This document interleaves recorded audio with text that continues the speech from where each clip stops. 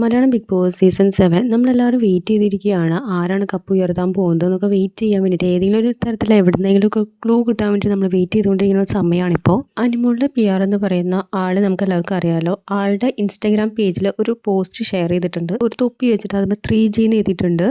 എന്നിട്ട് ഇങ്ങനെ സൈലൻസിൻ്റെ ഒരു ഇതാണ് ഇട്ടിരിക്കുന്നത്, ഇമോജി ഇട്ടിട്ടുണ്ടായിരുന്നത്.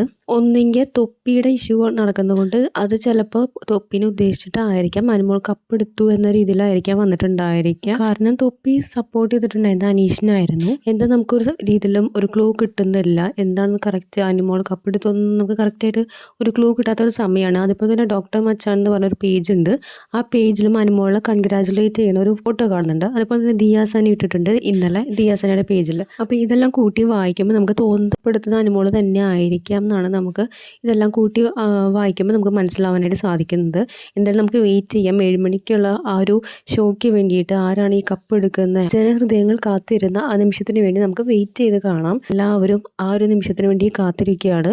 കൂടുതൽ അപ്ഡേറ്റ്സുമായി വീണ്ടും വരാം.